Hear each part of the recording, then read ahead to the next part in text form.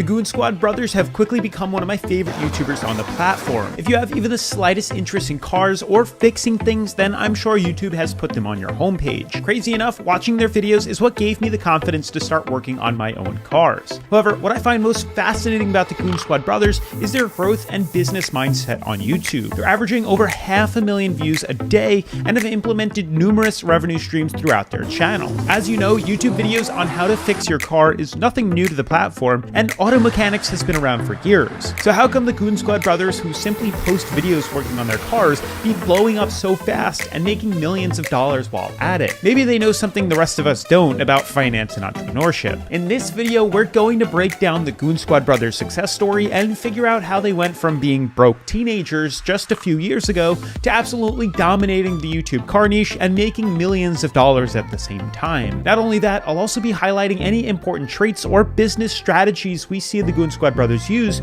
throughout the breakdown of their story. And trust me, there's a lot. So if you're interested in starting your own business, becoming an entrepreneur, or even blowing up on YouTube, then make sure to have a pen and paper ready as we dive right into their story. To start, the Goon Squad brothers' actual names are Simon and Alizar, something they tend to keep pretty private. I just thought, you should know that. Anyways, if we scroll all the way back to their first videos posted on their channel, you'll quickly figure out how they came up with their YouTube channel name. Goon Squad is simply them acting like goons on quads, just abbreviated. And if we take a closer look though at these early videos, we can also learn that they had a fascination for working on things with motors. They loved tinkering with anything that had an engine. Finally removed the bracket, the bushing holding bracket.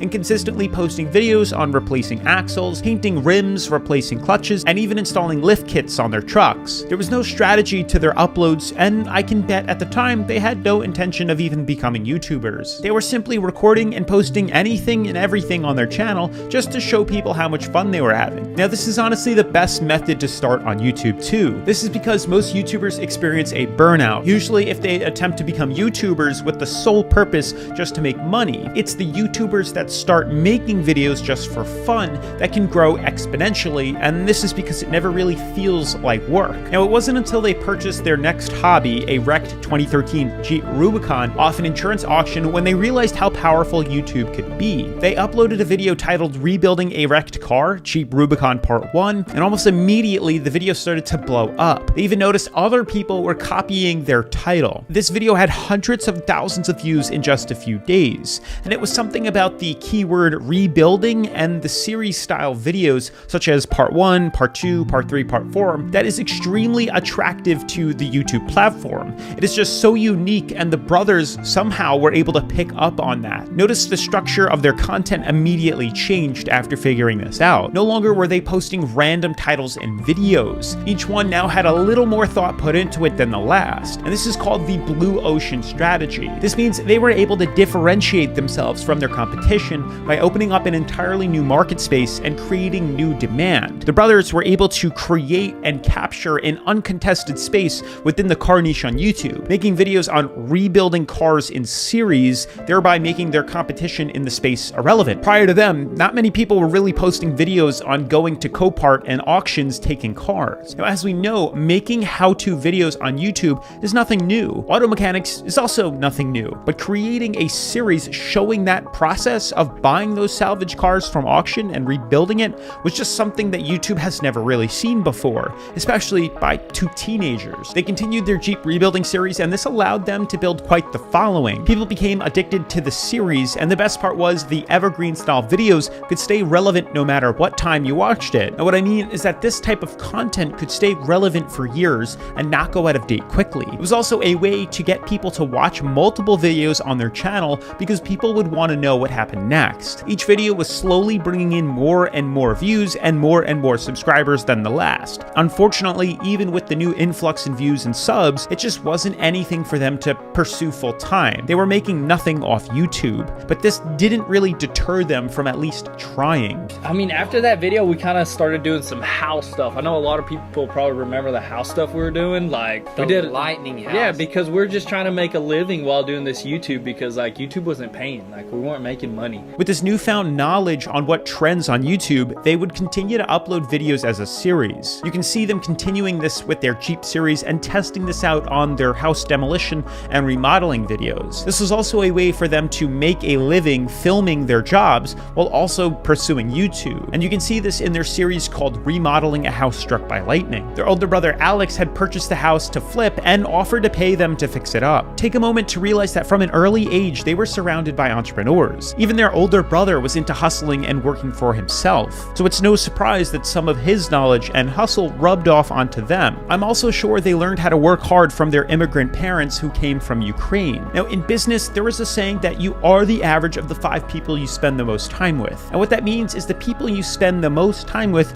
shape who you are. They determine what conversations dominate your attention. They affect which attitudes and behaviors you are regularly exposed to. And you eventually start to think like they think and behave like they behave. So if you want to be successful, then be around successful people. If you hang around 9 millionaires, you are bound to be the 10th. The brothers continued their Jeep rebuilding series until it was finally rebuilt, and they quickly realized that if they want to continue this trend, then they would need to purchase another salvaged car because their rebuilt one was no longer entertaining. Sticking with their already popular series, they bought another Jeep Rubicon, and it wasn't until this Jeep was finished that they started to branch out, moving up from the Jeep to a Ford F-250, a Subaru WRX, and eventually a wrecked Mustang GT, which really blew up their channel, raking in over 1 million views per video. Their builds not only were progressively getting harder, but the cars were getting more and more popular, combining the rebuild keyword with the series-style videos and consistently upgrading their cars played a massive role in pulling an audience from almost all age groups and demographics. Notice they picked cars that had huge communities. Jeep has a huge community of diehard followers, and so does the Ford pickup truck, the Subaru WRX, and even the Mustang. It was around this time they decided to pursue YouTube full-time as a career. They asked their brother Alex, who as we know is in the home construction business, if he wanted to be a part of the channel, but unfortunately he declined, which is a shame because the brothers have mentioned several times in their videos that he's into cars. However, he did loan them $50,000 to purchase the C7 Z06 just as their channel was in the initial growth stage. Now the C7 being as popular as it is helped them maintain their consistent 1 million plus view videos, which eventually led into builds like the Hellcat, the Dodge Viper,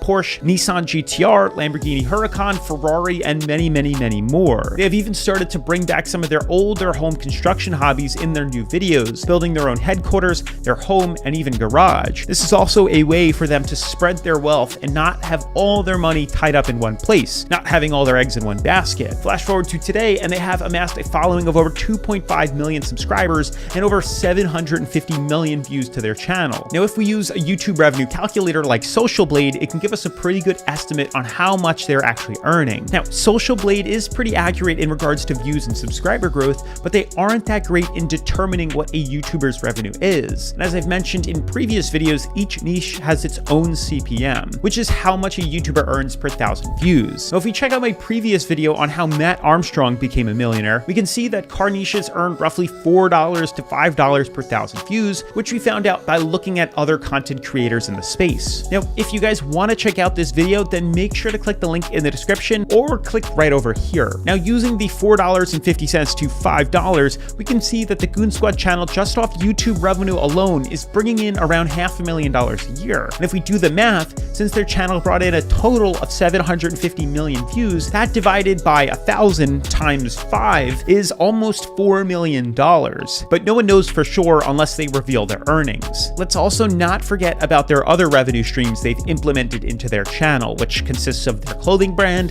the Dang Sauce, and the barbecue sauce, which has been selling like crazy on Amazon. Now, if we use a free Amazon tracker, we can figure out how many of these sauces they sell on average per month. The Dang Sauce comes out to $2,220, and they're currently selling for $16.99. This alone is grossing them over $37,000 per month. And let's not forget about their barbecue sauce, which is roughly 1,275 sauces per month. Now, at $17.99 a pop, that's roughly $23,000 a month. The best part is the brothers don't have to lift a finger to run that business. It's all white label marketing. And what that means is all they have to do is promote it. They don't have to run any of the logistics, have any of the inventory, or even own the kitchen to cook the hot sauce. Basically, Hoff and Pepper, the hot sauce company, is allowing the Goon Squad brothers to put their company name and logo on their product and market it under their own name. Now, the brothers get the product for, let's say, a guess of $10 a hot sauce and sell it for $17. They keep the $7 profit without lifting a finger,